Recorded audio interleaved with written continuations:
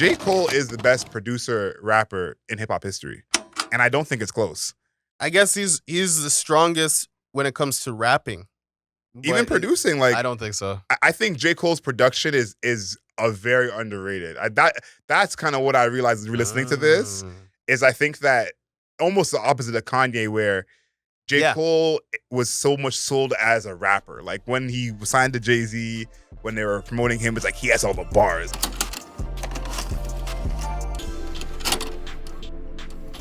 Good afternoon, beautiful people. This is another episode of Album Mode.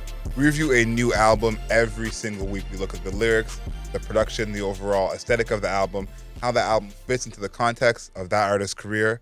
For everyone watching on YouTube, hit that like button, make sure you subscribe to us, and leave us a comment. Let us know how wrong we always are. My name is Adriel Smiley, a.k.a.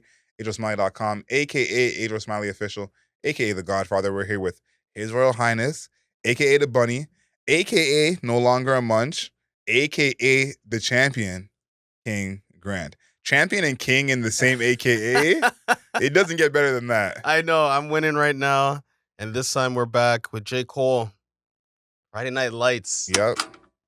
Mixtape, a legendary mixtape in hip-hop canon, Yeah. especially in the past, I want to say 15 years. Mm-hmm. One of the more legendary hip-hop mixtapes. Mm-hmm. So we have come back to decide to talk about J. Cole and his fabled run, the come-up, the warm-up, and now Friday Night Lights. Yeah, I'm happy to talk about this. Is one of my favorite mixtapes of all time, personally.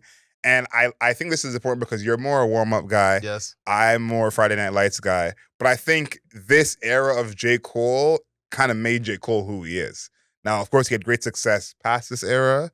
But I think, the warm-up, Friday Night Lights, this is where J. Cole's career is basically made to me. And I think about this project, listening back to it now, is what was going on in hip-hop at that time. Like in 2010, 2011, that was like Young Money at its peak. Mm-hmm. Like, that's true. I Can Make Your Bed Rock. Like, that was what was going on. And to think about this album coming out in that time and like how different it sounds from kind of what pop rap was. Again, Tyga, Lil Wayne, Nicki Minaj, early Drake, Rick Ross, rapping Chris Brown. So it's like you said it off mic before we started, is like this is kind of his whole career in this spot because this doesn't really fit into what hip hop was in 2010. I don't think J. Cole fits into what hip hop is now. Yeah, I think listening to Friday Night Lights just off the rip again for the first time in 14 years, it actually made more sense to me now, especially when you consider the way people were perceiving him in the beef, the three-way that ended up turning into just a one-way, effectively, at the end. Rolled over, beef, where people were like, no, J. Cole, like, he's got bars, he can handle this, he's going to be able to go toe-to-toe. And then listening to, he's had this series of I think he did the come-up, then the warm-up, and then now this. Listening to those in succession made me realize, this is the guy you guys are like remembering. This is what you thought was gonna happen. Yeah, this is where you guys thought this was going to go. I totally get what you're saying. Right? And I think that fans, hip hop fans in general, have been holding on to these particularly two mixtapes, I would say, and saying like it's still in there. It's still possible. The dexterity is still off the charts. Don't make him get in this bag. Right? And that's what Friday Night Lights showed to me. It was like, this is what everybody else was talking about. I remember this. I actually 100% get what you're saying because I brought this tape up when we did our review of the offseason. And I said, this is the first time probably in his whole career where I felt like he's almost back in that warm-up bag. And maybe it's a little too late in a sense because if you do 4 or 5 albums where you're not in that bag and then come back for album 6, it's not really the same energy. But I get what you're saying. Like, this is what I think, J. Cole of yesteryear that the fans remember. He ended up winning Best Mixtape of the Year at the 2011 BET Hip Hop Awards. I would guess that award doesn't exist anymore. Yeah, me would be my guess. But I want to highlight where hip hop was in this time for 2 reasons. One, of course, the mainstream sound. Again, the Nicki Minaj, Rick Ross, Lil Wayne, Wiz Khalifa in his peak, Kanye West coming back from his hiatus. None of them sound like J. Cole. So very different tone in hip hop. But this was the era when it was J. Cole versus Drake. Now, Drake had already become a mainstream superstar at this point. But I guess the talk online and in the blogosphere was, J. Cole is Jay-Z's protege. It's going to be him against Drake for the next few years. Who's going to have the crown? And Drake was pretty much in the lead by a long shot. Of Yeah. course, selling a bunch of records. So Far Gone was already mainstream. out. So far gone again. Kind of birthed Friday Night Lights in a way because they said it. Him and Eve that when they heard that mixtape, they said, "Okay, we got to make our mixtape sound like an album." And if we were all there in the moment, if you guys weren't, So Far Gone was the first time that a mixtape could be popping on the internet and also blow up outside as well. That was one of the first mixtapes, maybe the first one in that era where you were playing it with your friends online. We were also hearing it playing out of cars or at a party or at an event. So that was kind of the era of what was happening. Kendrick hadn't put his name in the ring yet. Good Kid, Mad City would come by a couple years later. But once that dropped, that was when the big three was really, really born. But at this point, it's still a big 1A, maybe a big 2, depending on how you look at it, because people, I think, felt that J. Cole would, at some point, get closer to Drake. Now, of course, in hindsight, we know how crazy that sounds. But at this time, 2010 November, it felt like it was possible. I wanted to talk about the Hip Hop Awards because really shows what was happening in that time. I'm going to read you this paragraph from the Wikipedia of the Hip Hop Awards in 2011. Hosted by Mike Epps. Okay. The most nominated act was Lil Wayne with 18 nominations. Behind that was Kanye and Wiz Khalifa with 9 each. Rick Ross had 8 nominations, and Chris Brown and Nicki Minaj had 6 nominations each.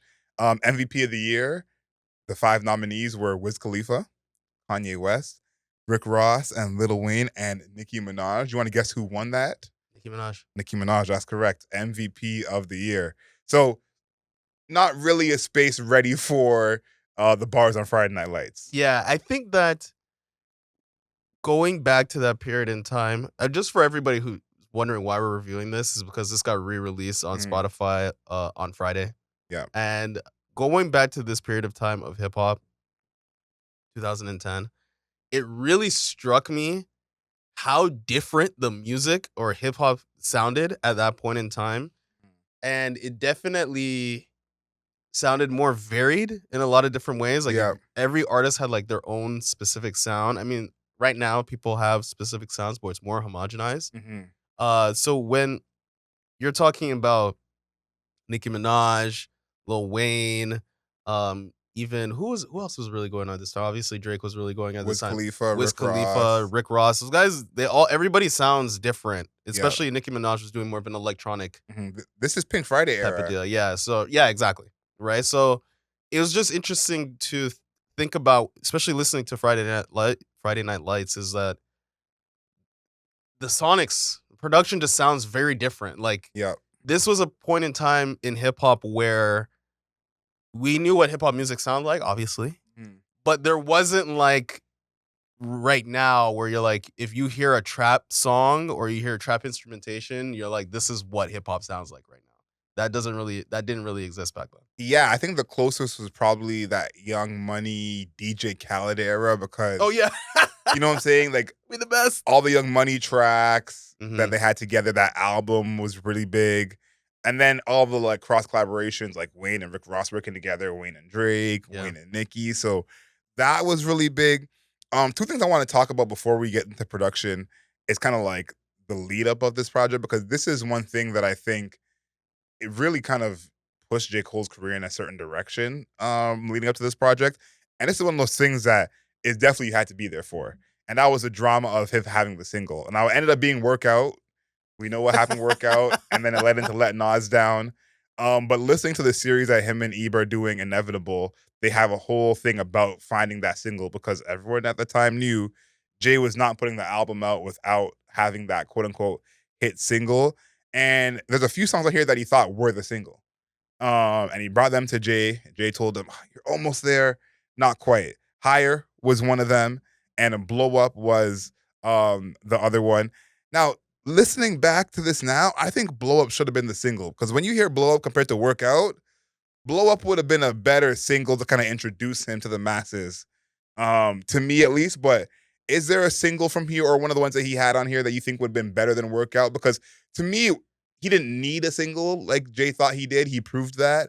But I don't like that Workout was the single. It's like kind of a black mark on his career he'll always have. But do you have something from this project that you think would be a better single? Well, I would say first off, I'm not as anti-workout as everybody else seemed like they were at the time, and even now I feel like people are like workout kind of sucks. I'm like, it was okay. No, it's a good song. It was It's a alright. good song. I think maybe this is just with 2024 eyes. Yeah. That is really looking at this album. I'm like, just do it in the morning with Drake. That should just be the single. You should, I mean, it's you and Drake song, like, and it's not even at this point in time. Drake was hot. No, Drake was scorching at this time. I'm happy you mentioned that because that's something I actually learned from the series I didn't know. And it kind of makes sense why that wasn't the single now because In the Morning was a song that he made in college. Yeah. And he had released it on a mixtape that came out before the warm up.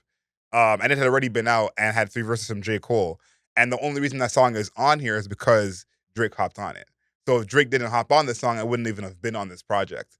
So I can understand that not even being in your mind as a single when it's a song you've had released for 4 or 5 years at that point. It's a remix though. But I think you're right. That would have been an obvious one. Like In the Morning, Drake and J. Cole. To me, maybe they're still their best collaboration.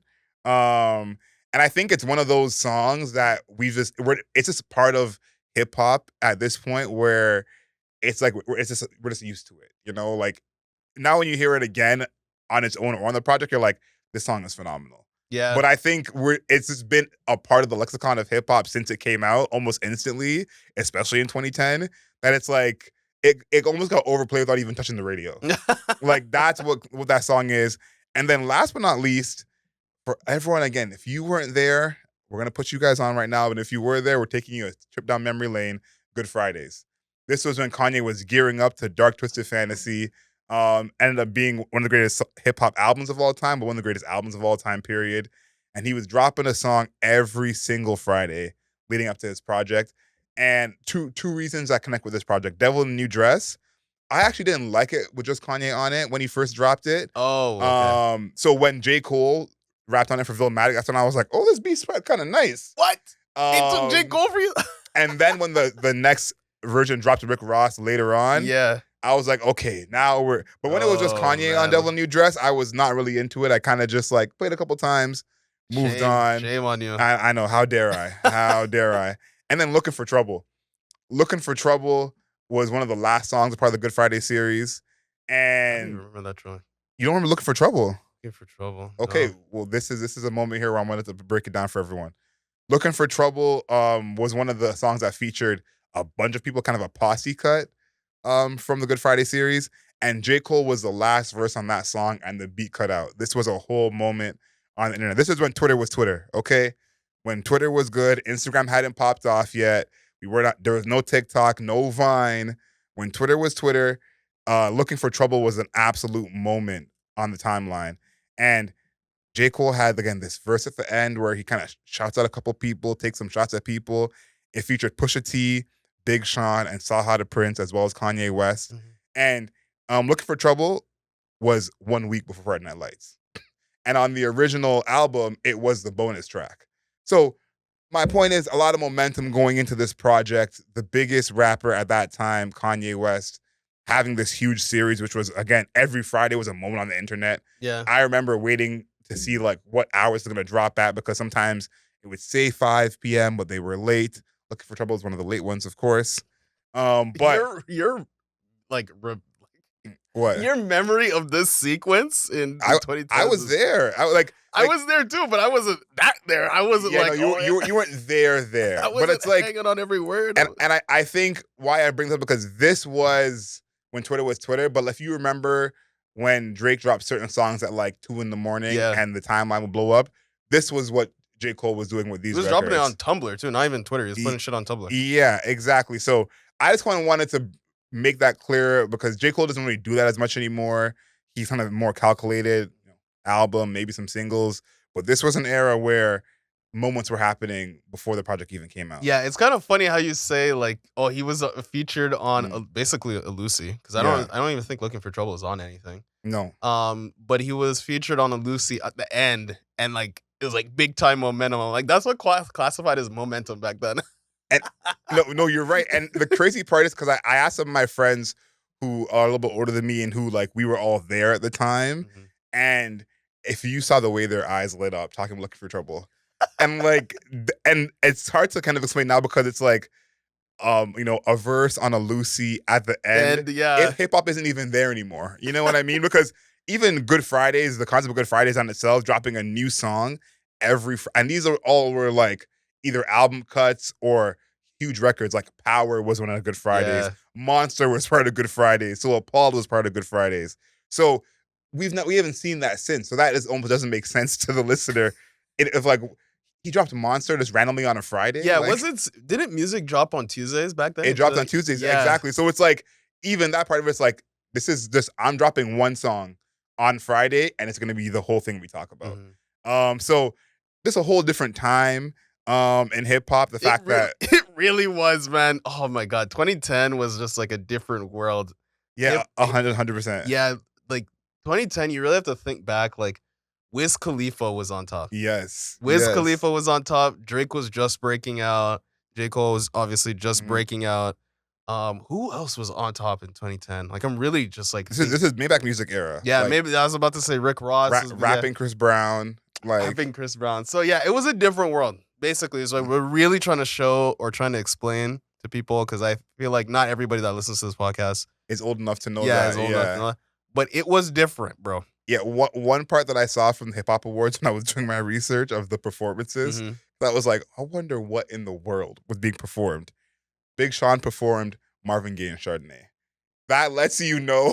The era this was. So yeah, 100% different time. And then before we get to production, a song that I'm up on more now than I was at that time, Home for the Holidays is one of them, but the real one is Two Face, and which is another song that he apparently had in the tuck that he made, before even the warm up came out. And Two Face, I remember at the time I was like, this song's cool, but hearing Two Face now, a lot more into it. Yeah, I like Two Face. I remember when we went back to listen to this, I forgot a lot of the songs, I feel like. Yeah. So when I was listening to it, I was like, oh, I remember Villmatic, because that was a huge moment. Yeah. And I remember In the Morning, and then I remembered, I think, Cost Me a Lot for whatever reason, because it's that's a weird word to remember. I don't know why. All right, live your truth. But so I remember those songs. So I remember when I was like, oh, really going back, diving deep into it, a song that really stood out to me, even though that it's like, even if you look at the listens, it's one of the least listened songs, is Sea World. I knew you were gonna say Sea World. Yeah, Sea World is a one of one type of record. Yeah, I feel like that is a modern track. That is probably the closest to a modern song right now, just because of how unorthodox that production is. That music now, like hip hop music now, is more susceptible or even more willing to do these unorthodox, these weird sounds. These weird shining sounds, like you're kind of like like in like a video, like the water level on a video game, basically, is what it sounds like production wise. People weren't really I remember Wiz Khalifa, he had Flight School, and he had a song that like used a sonic level. Sample, so it was kind of there, but not really. But like now, somebody like, I don't know, like fucking Ken Carson or some shit like that, their music is super video game inspired, right? So it was just interesting to be like, oh, this is like really weird and odd production, and like for him to just be rapping, so he's such a straight rapper on this. And when I mean straight rapper, I mean like straight as an arrow. Like he's just very much like all the bars fit perfectly in place. There's no ad libs. Yeah. Ad libs didn't exist. 2010, we were not doing ad libs. It was not ad lib central. We were not doing. In fact, people were doing negative space. Yeah. Right? Yeah. They were really trying to use negative space frequently, and you can hear that on the hook for SeaWorld. It's like, and I SeaWorld, I'm good, right? Yeah. Like there's a lot of negative space. So that song, I don't know. I like that song. It's probably like my favorite song or second favorite song. It's the second last song on the entire project. Sea World is actually one of the songs I couldn't listen to like in general. Hmm. I listened to this album a lot. This is like if I had like a SoundCloud Wrapped, this would be my SoundCloud Wrapped. But this the content of what Sea World is about is a song that I can't go back to listen to often just for that reason. And I always think about it as part of his catalog is like it's almost credit to him as a rapper and lyricist that he paints the picture so vividly Yeah, that I can't listen to this song in a sense. But it's like how many times is that where there's a topic of a song that's kind of like so graphic and so dark yeah, that you're just like I don't want to go into that space. Um, there's a couple things from this project that really stand out in terms of production, and it's the R&B samples. There's a few songs on here that I probably really got into these songs from this project. Best Friend is one of them. It samples Best Friends by Missy Elliott and Aaliyah. Back to the Topic samples Must Be Loved by Cassie. That was a whole different era. If anyone listening knows that Must Be Love song by Cassie, please get in the comments because yeah. I know there's that one random person hearing this who actually knows that They're like, song by yes. Cassie. Because even at that time, that song wasn't even big at that time. Yeah, that's true. But that beat was absolutely insane. Yeah, that triangle, like ding ding ding ding ding. Yeah, ding, ding, ding. and I remember people liked that Cassie song just for the beat itself. Mhm. So for Cole to find that and rap on it and kind of make it his own was a gem. And then the most popular sample on here that I think everyone remembers to this day, Too Deep for the Intro, samples Didn't You Know by Erykah Badu. That is the one that stands out to me as like he had these popular R&B samples, kind of flipped them, made them his own in a way that we don't really see as much anymore because a lot of these songs, at least, Best Friend and Too Deep for the Intro, and even Back to the Topic, that's just the regular beat. Like these are Yeah. all basically freestyles on those traditional beats. Now we see people do more flips, interpolations, kind of sample the actual R&B, but this is making like an actual R&B song in its way it is already and just rapping over it. Yeah, the closest thing I can think to this is that song that ASAP Rocky and Tyler the Creator did. Here, hold on a second. Where they were like, it's gonna be Wang. Remember they teased the idea of Wang Sap and then it didn't end up happening. Oh, that song? Oh, I know what you're talking about. I wish I could remember the name of it. Hold on. And they're in Paris. I know what you're talking Yeah, not who that boy. It's potato salad. Potato Salad. Right? Where they Yeah. took that I can't even remember who the artist was. I'll tag it in the video or in the audio. But they basically took this R&B beat and basically made it their own. I think when it comes to the production on Friday Night Lights, the songs that you talked about, it reminded me, or at least said to me, it's like, recently we've been talking about drill and like sample drill and like, Mhm. oh, the samples are so lazy and all this type of stuff. I'm like, yo, man, people were still just straight up sampling. They're just taking the production and rapping over it. Literally. Literally. So now we say like, oh, the sampling's so lazy, blah, blah, Mhm. blah. It's like, not really. People are still doing that. Villamatic is the same production for Devil in a New Dress. There's nothing different about it. I still think the sampling is lazy. Let's go back to Workout for a second. Mhm. One of your favorite songs ever. I don't know. It's my favorite. But the sample of Workout, Yeah. you can't tell right away that's from that Kanye song. Like that's not that to me is like the opposite of a lazy sample. So it's like even in this era, like you're sampling songs that are not that old, but in a way where it's still like a whole new song. Because the joke, and again, this is even before our time technically, but I'm an old soul. Workout was the skip on College Dropout. So to turn the skip into the single, and in a way where it's not recognizable, like that is what I call like actually using a sample properly. Okay. I don't think that's happening as much today. I actually would prefer if they did what he did on Villamatic, rapping over the song. Yeah. I'm cool with that. Okay. I just that's what it like showed to me. I'm like, we always deride or we typically deride of like, samples the way that they're used right now. But I'm like, Villamatic is a straight, it's just Devil in a New Dress, but you decide to rap over it. Yeah. 2D for the intro, same, Erykah Badu sample. I've heard this sample. I think J. Cole has done it. I think Mac Miller has done it. Logic has done it. Extremely common, Mhm. right? So it was still not as imaginative as that we all wish it would be. Not everybody is like not Not everybody's like Kanye West and Diddy, even though these guys are the villains of hip hop right now.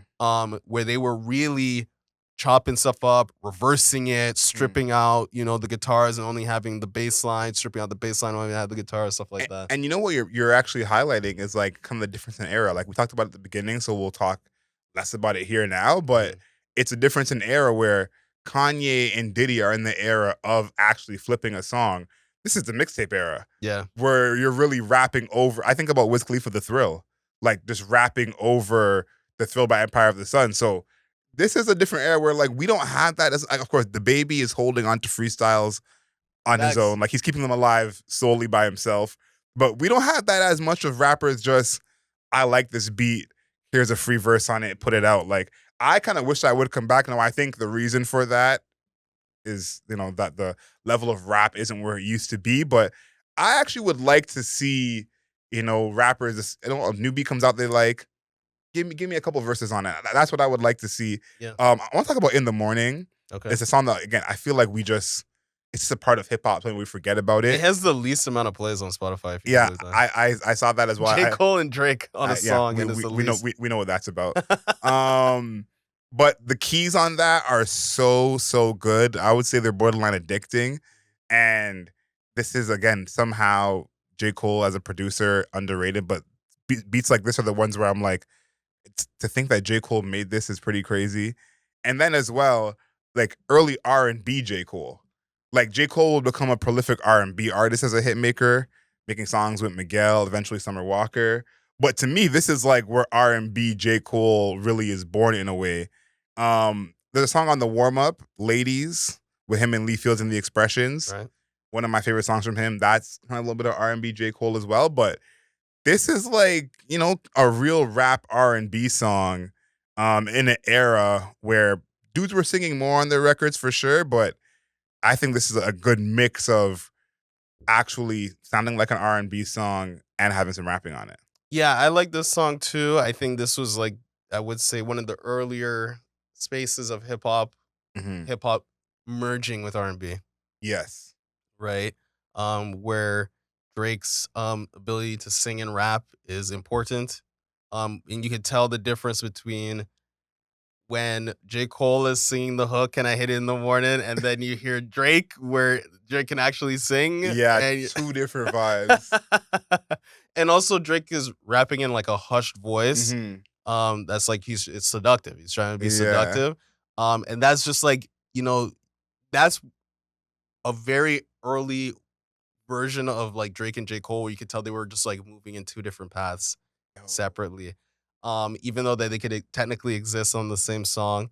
J. Cole is trying to be Drake is trying to be seductive. He's speaking to women in the lyrics, right? He is singing the hook in a way that nobody else can. So you're really seeing like Drake was just like on a different level because he was still rapping to a space where he didn't feel like he was like, an add-on to the song, right? It felt like he was genuinely part of the song.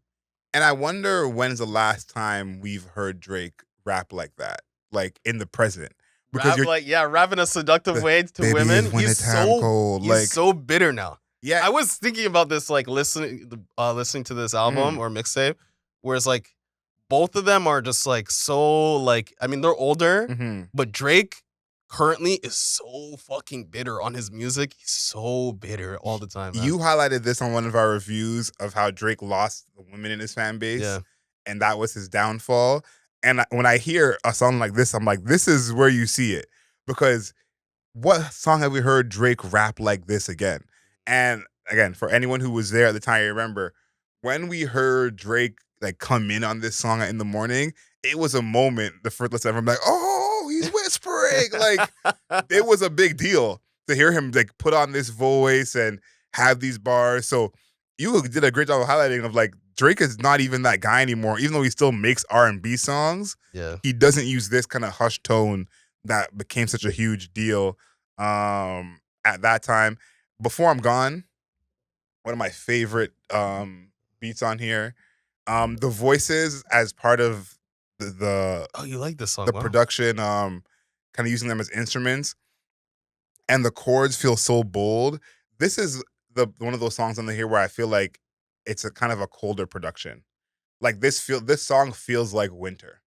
It Okay. feels like it's dark outside, and I think like this is the kind of song I think of when I talk about how he didn't fit what was going on in 2010. Like this is a song I think of for sure. Like I love this song; it's one of my favorite J. Cole songs. But this song does not really fit in with Black and Yellow, and whatever Rick Ross had on the radio at that time. So Yeah. I like it, and it really sets the scene. But again, it's almost like you're listening to the radio in hip hop, and then you got to put on different ears to go listen to J. Cole. Yeah, he's leaning more into like this militaristic, Mm. or maybe not even militaristic, more of like a marching band, like the way that the drums are being Yes. played.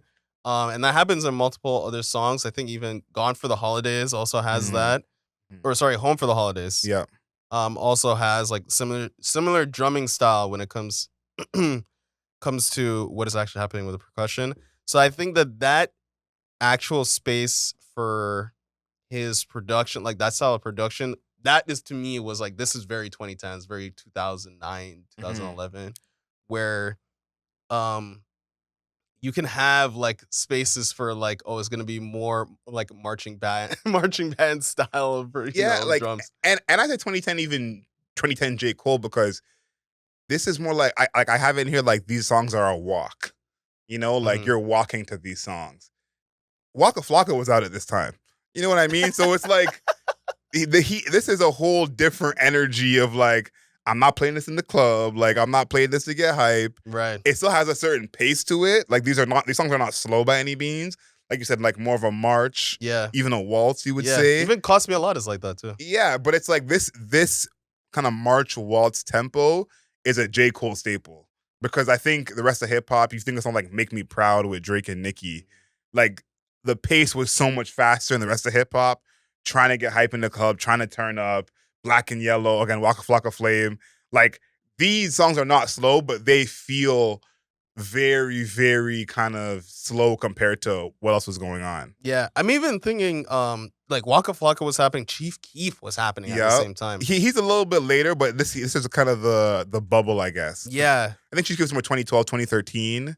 Yeah, I guess like I'm trying to think Finally Rich was like what, 2011, something like that. But Yeah. yeah, he kind of was singular in this like type of sound where it was like more marching bandish, more just like I don't know, like the drums. There's more rolling on the drums, even on the autograph. Hmm. Um, it was more pensive. His music is more pensive, and I would say optimistic.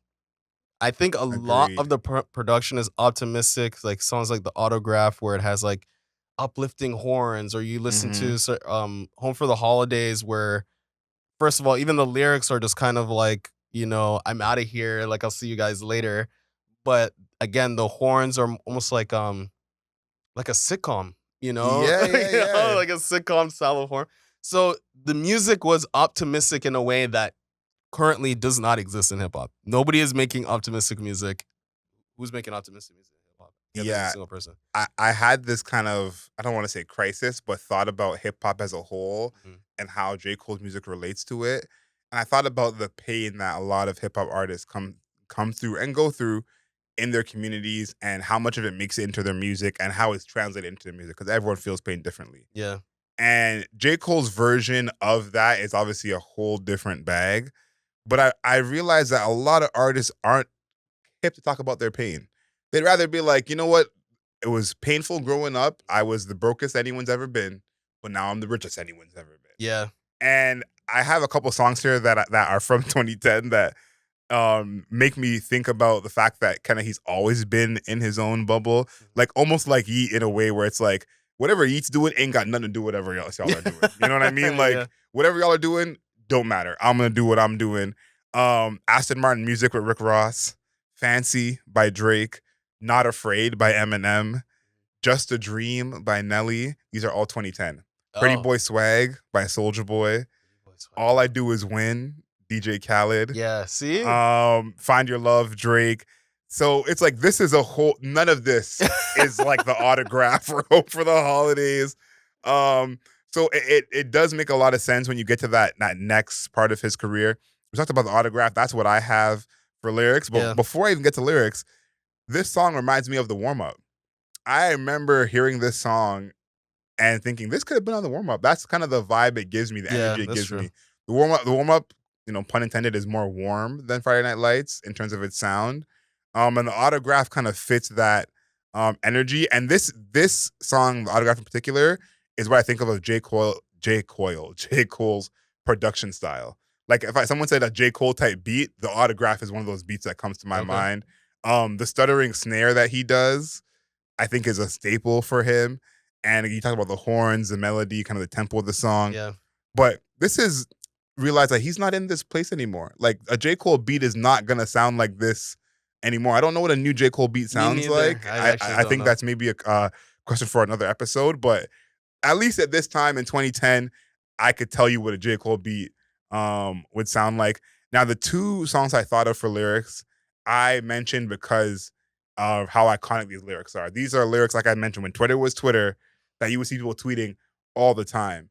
And you mentioned it in the Inevitable series, and I think it's important to mention here is when J. Cole played for the team in Scarborough, he would post pictures with the players, and they would all comment lyrics from the Friday Night Lights. Okay. And there's a lot of lyrics from this mixtape that people have been mentioning or saying since then, and they've just been quotables this whole time.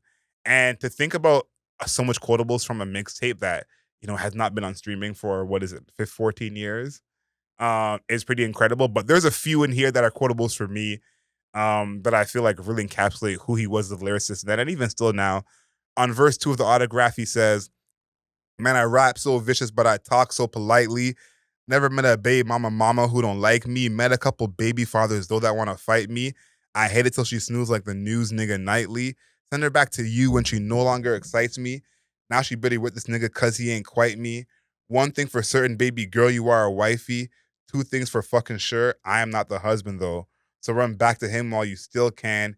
He's sticking with his wife and kid. That's a real man. I was ashamed all along, and I still am. Let the lust interrupt something real damn."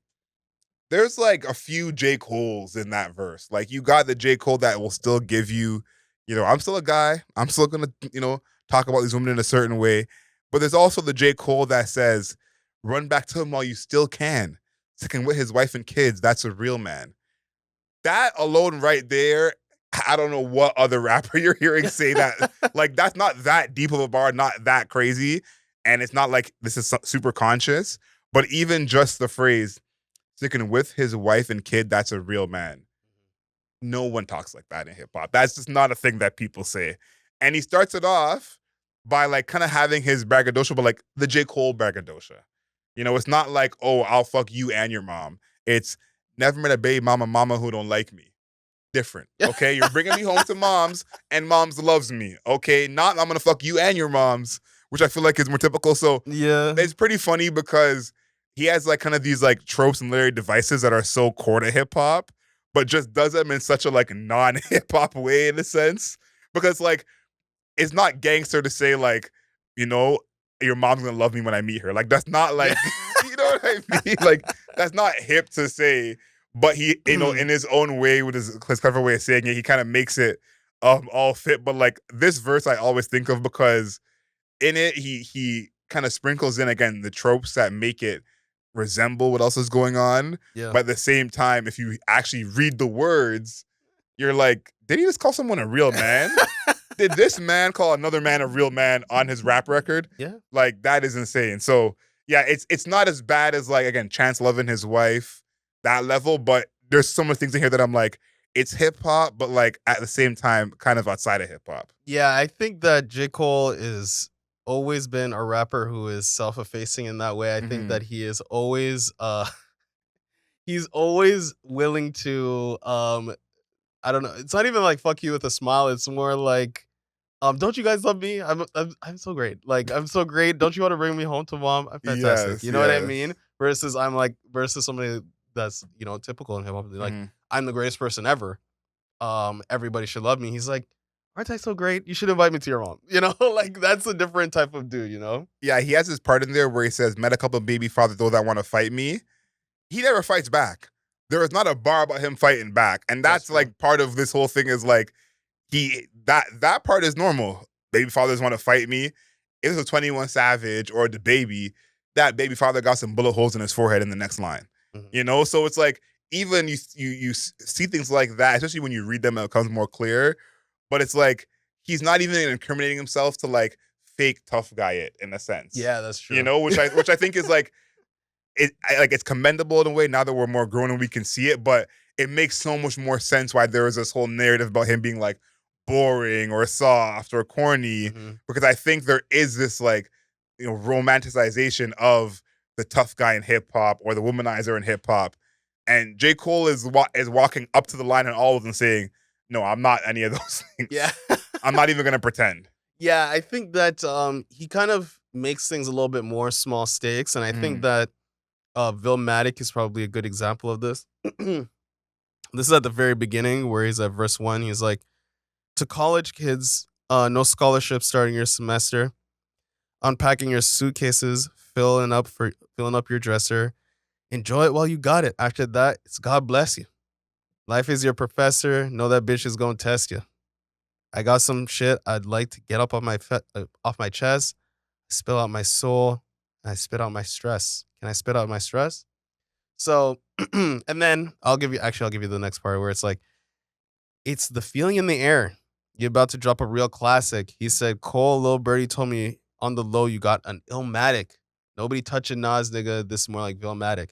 So this is literally what we're talking about where I'm great, but like not in the sense that I'm on like always on top of the world great, Mhm. right? He's still like, Nas is, better than me, or Nas has Illmatic. I got a different spice, right? It's like maybe not as good, Yeah, but it's different. But I that's also a good thing to point out. yeah, but I also want to mention like at the top he's talking about college kids and like scholarship and stuff like that.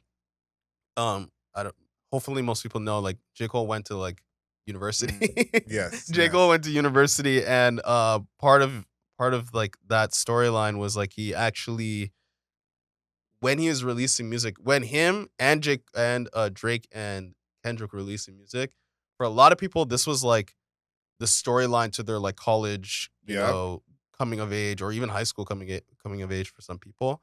And I think that by making the stakes not as high, it made it more relatable in a way that somebody like Playboi Carti's music right now could not be. Mhm. Where he's talking about literally, waking up for the semester or getting ready for the semester or going to class, you're talking about professors and stuff like that, where it made it more relatable, right? And it kind of made it relatable almost in like the early Kanye West sense, right? Yep. With College Dropout, which was literally about dropping out of school. So I think that his ability for him to make things smaller stakes made it so that he was more relatable even than somebody like Kendrick Lamar, because if you're not from the hood, or if you're just like you're just a university kid, you're not living the same life as what Kendrick Lamar is describing. And if you were just like your average kid in college, you probably weren't living the same life Drake was describing in his music either. So you kind of had like a relatable middle ground that you could grab onto that was similar to Kanye West, but this was like 7 or 8 years Yeah. after college dropout. So it kind of gave you a little middle ground that was not available with the two other of the big three that were just crashing onto the scene at the time. Yeah, and Vilmax is a good one to bring up because that song actually released at I think it was 2 or 3 in the morning, the first week of September. So just picture all the actual college kids on Twitter at 2 a.m. on September 5th or whatever it Mhm. was, hearing, "Oh my God, like clothes in the dresser." Yeah. And it's like those were the kind of things that, again, now listening back, it's cool to relate to, but in the actual moment that it came out, you could not believe he just said, "College kids, no scholarship," Yeah. getting ready for the semester, when that's actually what you were doing if you were in college at that I will time. say one thing: the sequencing from "You Got It" Mhm. until "Vilmatic" is probably some of the best sequencing I heard, even now, because there's still like that.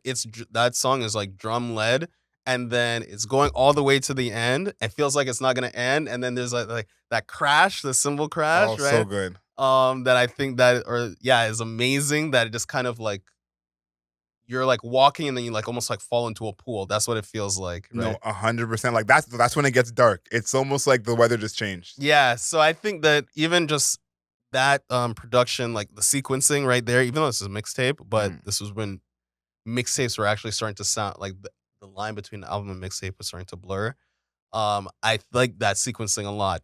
I think that that's something that you don't really get on early 2010s mixtape, but it's Mhm. something that you would get here. So I just want to at least point that out. Yeah, I think that's a good thing to point out because you're right. This was the era where now mixtapes were basically his free album. Like Yeah. and we'll talk about it more with what this meant for his career, but I think we were talking about what this meant for like music sounding different at this time and like all those different apparatuses. The music industry at this time was so different. And I think that's part of this project as well because think about the samples on here that because it's a mixtape don't have to be cleared. Yeah. You know, You drop it so on Dat Piff and that was it. hot new hip hop, yep, like that's what it was. Too Deep for the intro. This is another one of those songs that people are still quoting to this day. I still see people make their captions from this project. So clearly stuck in people's minds. In verse 2 in 2D for the intro, he says, "You call them rhymes, I call it clearing out my mind. Was just a young boy staring out my blinds till I got free from my mama leash, running loose through the streets like a stray dog in heat, and be looking for some freaks. Can you play? Pardon me. What's your name? Don't mistake me for no lame. No, not me. She knew I was on the team because she seen how tall I be.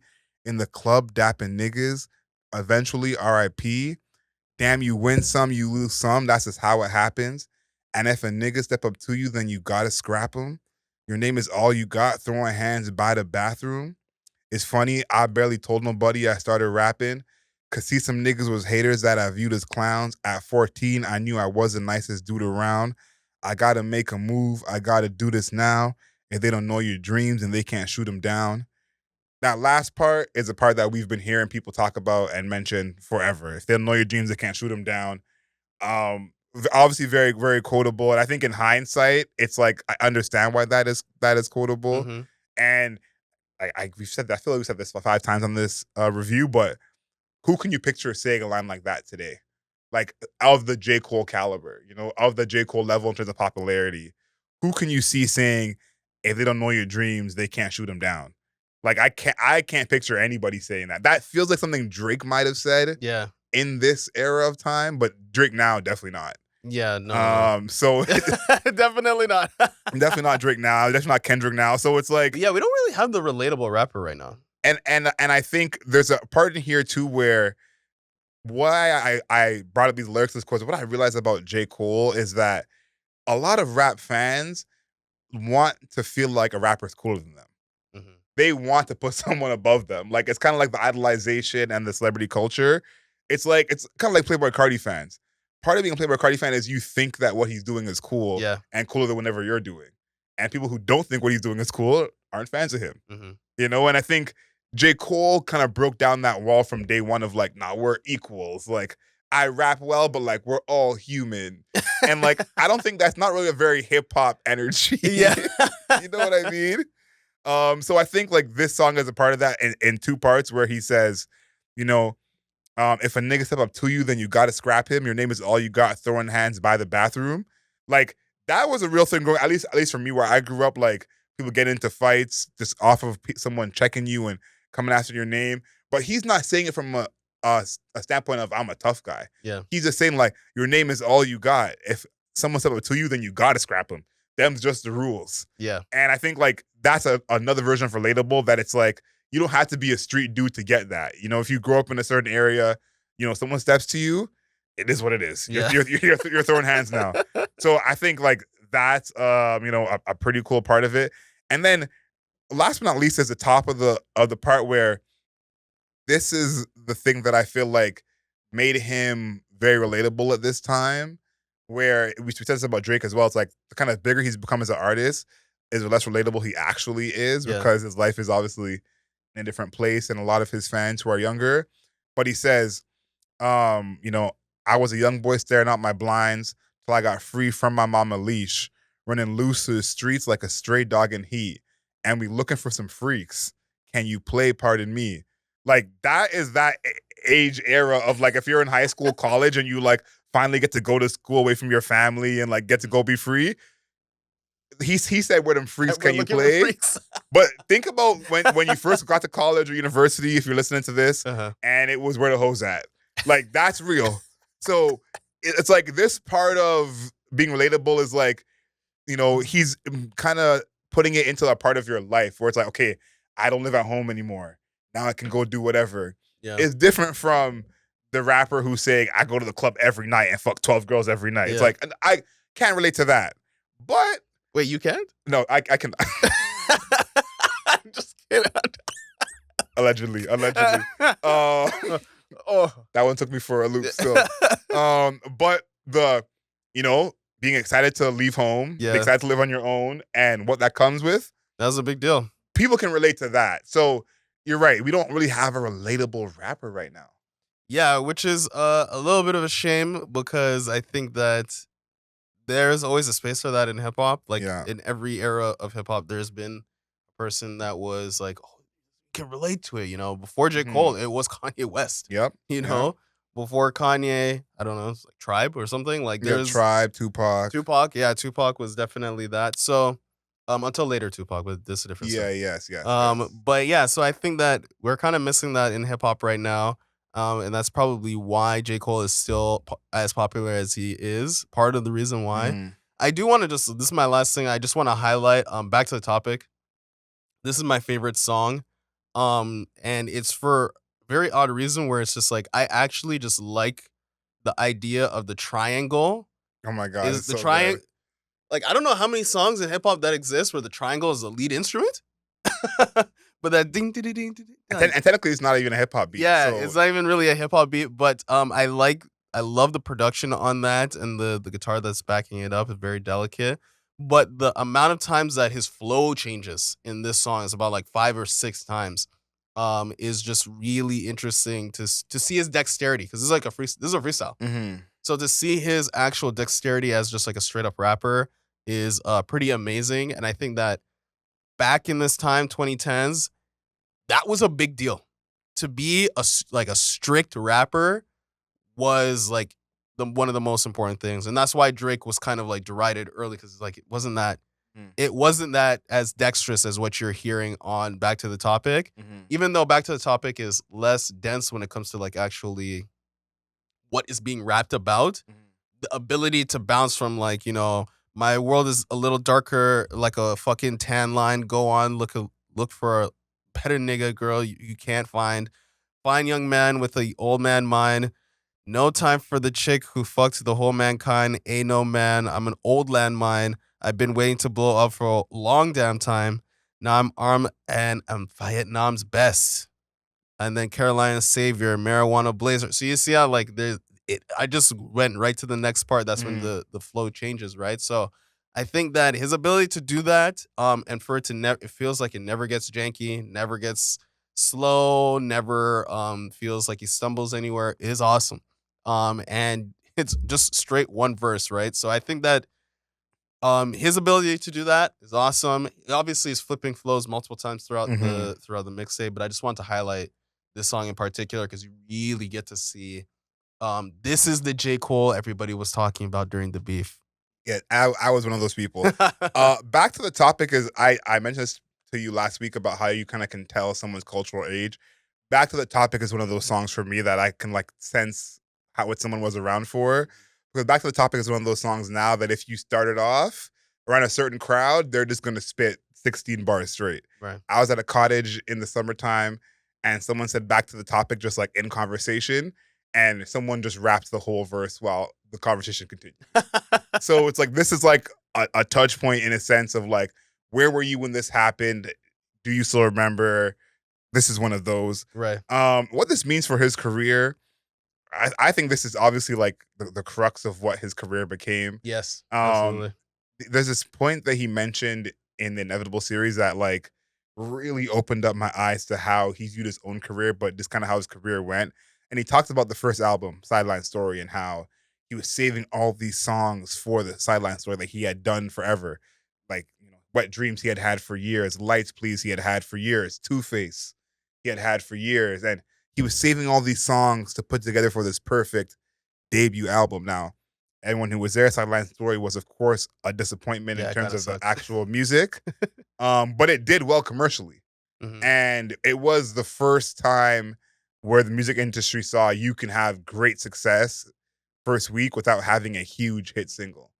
And since then we've seen a bit of that, but not to the level of J. Cole. But J. Cole really was the artist that opened up that door for that being the case of, okay, they don't have a hit single at radio, but they may still do numbers. Yeah. And he really created that lane of what's going on. To me, this is his classic. This is Oh. his classic. Now he said he wanted a classic first album, and in his words, he said, "When you get that first classic album like a Jay-Z or a Nas, then you can make the attempts, at doing the other pop stuff." And I think that's kind of why I was so disappointed in that first project, because I felt like there were some attempts on there that it's like, you just put out Friday Night Lights, man. You're better than this. And maybe he realizes it now, but I think that's what kind of happened is this was like a classic almost instantly when it came out at the time.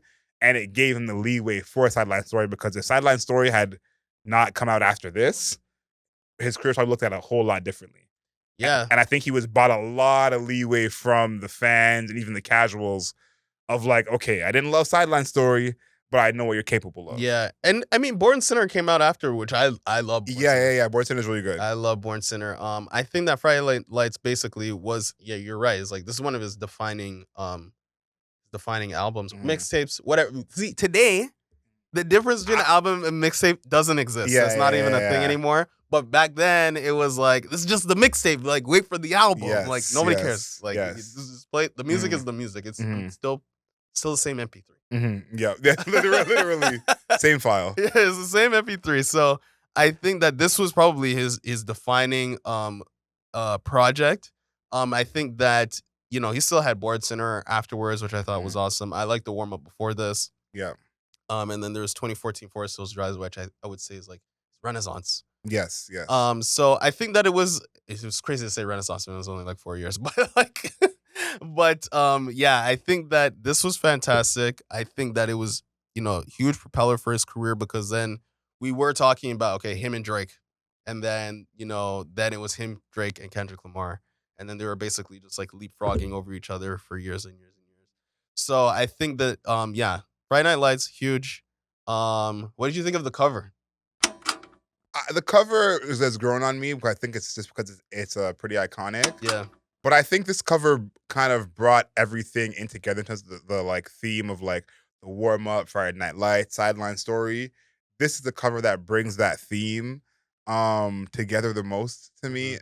I didn't love it, but again, I think when you put it in the context of the other albums that came out around it, it brings the theme together. Yeah, it's weird because in his music, he doesn't really talk about basketball that much. No. Even though he uses the imagery so frequently, Yeah, he has some parts, but it's not like not significant. yeah. Like you could like you I don't know. I don't know what the percentage is. I would love Mhm, for Genius to do something like that, for them to like mhm, look at the amount of percentage of bars that are about basketball, but it's not that many. mhm. So it was just really interesting to see that he stuck to this basketball motif, even though that it wasn't something that was really a large part of what he was actually rapping about. That's the kind of artist he is, man. Like, if you think about it, that's actually part of his real life story. Because that's how we got to St. John's, was for a basketball scholarship. Yeah.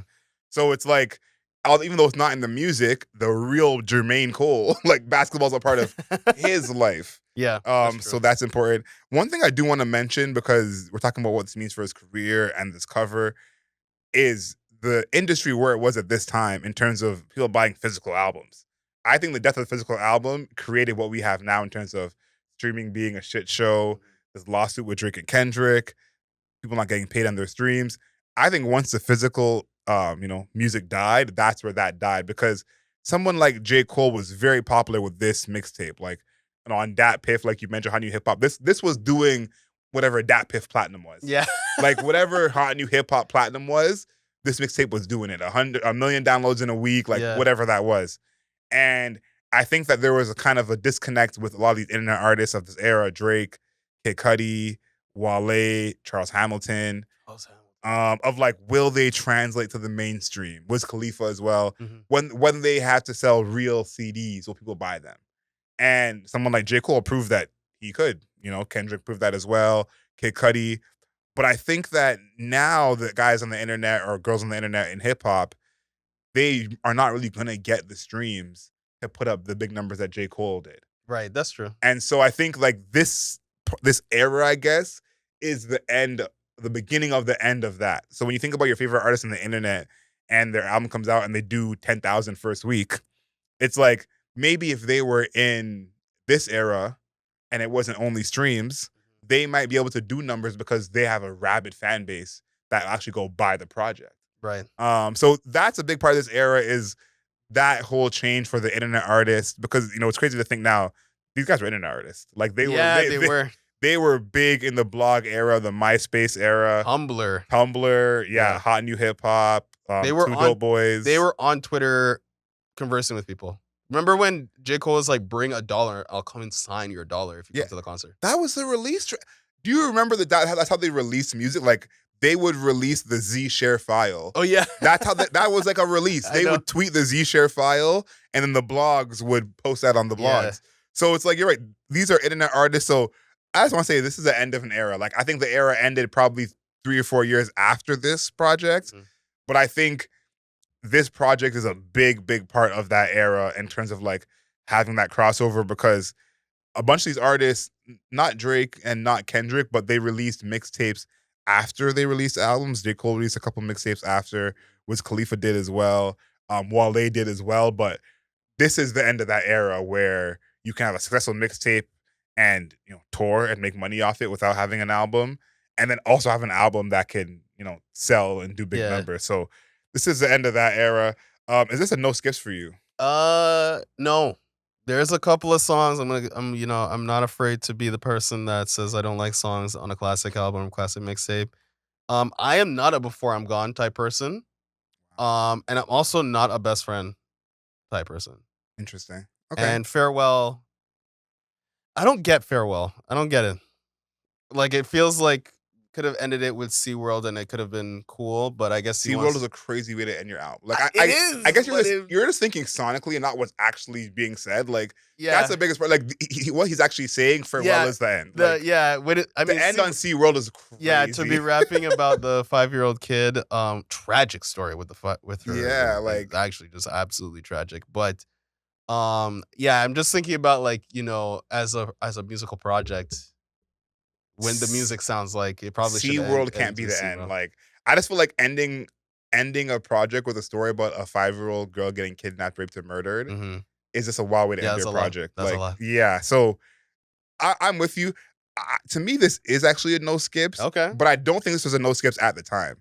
I agree. Yeah, you were definitely skipping around. So Home for the Holidays, you were definitely skipping that. Yeah, Home for the Holidays, I skipped at the time. Even though I like that song. Now I like that song a lot. Best Friend, I didn't care for at the time. You Got It, I didn't care for at the time. But all those songs now, I give you word for word. So this definitely grew on me. Vinyl Cop, yes. Sure. Yes. Yeah. It doesn't exist on vinyl. I don't think so. Doesn't exist on vinyl. But it might though, because he got all the samples cleared, so he might do like some sort of re-release. And he is re-releasing 2014 Forest Hills Drive on vinyl, so maybe there's a chance. Hopefully. But I think this to me would be the album from his I Want on Vinyl the most, just because of the production. There's so much full production on here that on vinyl, I think it would sound really great. Yeah, I think so too. It is definitely a vinyl cut for me if it exists. Same with like So Far Gone. Like those early mixtapes, they got the clearance because they exist on Spotify. Gosh. So they had the clearance for all that stuff. Hopefully. Re-release it. Those are your classic albums. Why wouldn't you print money?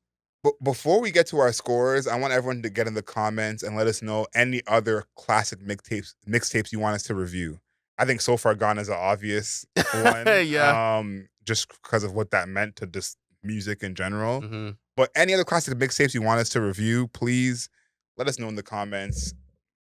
This J. Cole one was not on our board. No. J. Cole kind of put it on us, they'll say, by re-releasing it, creating all the buzz. But I'm interested in doing some mixtapes from this era when mixtapes were albums.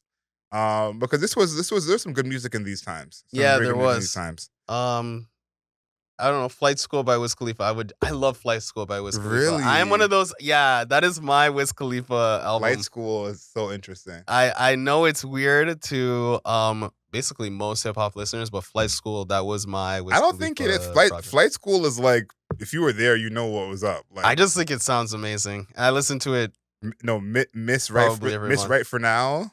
There's a lot of songs. Get some Shame. Oh my Shame, God. underrated. There's a lot. I think that's his most underrated project, but that's beyond the scope of this episode. Adriel, what is your score for Friday Night Lights? This to me is a 9 out of 10. Wow. I think the only thing it's missing is that like song that just, turns you inside out. Whether it's you get on the dance floor or you just screwing up your face. Like there are some songs that do, like Back to the Topic does that, but like, you know how Wipe Me Down makes me feel? There's no Wipe Me Down on here. You know what I mean? Okay. Like there's nothing like that gives me that energy on here. But to me, this is one of the best hip hop projects of all time. To me, one of the best projects probably in music of all time. Wow. And my hot take that I had for you that I think is here is a place to put it. J. Cole is the best producer rapper in hip hop history. And I don't think it's close. I guess he's the strongest when it comes to rapping. Even producing, like I don't think so. I think J. Cole's production is a very underrated. That's kind of what I realized listening to this, is I think that almost the opposite of Kanye, where J. Cole was so much sold as a rapper. Like when he was signed to Jay-Z, when they were promoting him, it's like he has all the bars. Like you're a rapper's favorite rapper. And so much of the warm-up he produced on his own. Yeah. Friday Night Lights the same way. And even till now, he produces a lot of his stuff on its own.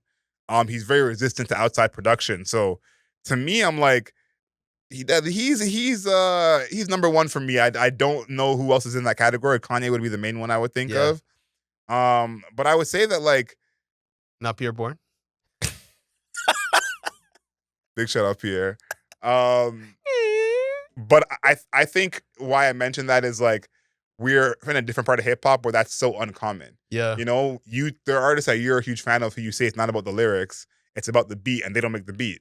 And you're not a fan of the producers. So it's like, that's where hip hop has changed, where it's like the hip hop, rapper and producer together is like not even, before it used to be something you'd say of like, someone else will lose points because of it. Because that Kanye made it such a big thing in his time of like, oh, he just raps though. He doesn't do both. Yeah. No one even says that anymore. That just sounds crazy for anyone to say. So listen, he may not be the GOAT, but he's a GOAT at something. Yeah. Yeah, I would say he's very good. He's definitely underrated producer. I think I was talking about his production recently. On the Corday album. Yeah, on the Corday album. So it's been strong from then to now. It's still a thing. For me, it's an 8.5. Friday Night Lights 8.5. I think that the production is really good. The rapping is super solid. I just think like the songs that I mentioned earlier on the no skips portion are just like not very tightly wound songs compared to everything else that he does. Yeah. And that's kind of it. Like there isn't like, oh, his bars are whack or anything like that. There are some times where he makes these very, I would say, very suspect bars about like one's father wanting to spank their daughter. Oh yeah, that's a funny one. A little bit suspect. It reminded me of that Biggie line about he would suck the daddy's dick. It's a little bit suspect. Yeah. Okay, a little suspect. But regardless, most of the rapping super solid. And like I said, he's like, at this time, he was closer to like a Logic than he was to, I don't know, like a Future. You know what I mean? His rapping was super straight and as an arrow. Everything was super tight. Never a flub. Like that was like something that was important back then. To never do that. And not doing that made you like a cut above a lot of people. So yeah, it's an 8.5 out of 10 for me. I think it's really good. Classic. I don't think it's one of the best ever. But you're higher on J. Cole than I am, so that's how that goes. Yeah. So thank you everybody for tuning into Album Mode, where we're here reviewing sometimes some throwbacks. Yeah. Some throwbacks. This isn't the first time. It won't be the last time we're doing a throwback. Make sure you like, comment, and subscribe on this video. And if you're listening to the audio version, make sure you rate it at 5 stars, not a single star less. Make sure you follow us on Instagram at Album Mode Pod, TikTok at Album Mode Pod, and here on YouTube at Album Mode. We're just Album Mode. Yep. Right? Twitter, Album Mode Pod as well. And Adriel, make sure you know yourself and know your worth. Later days.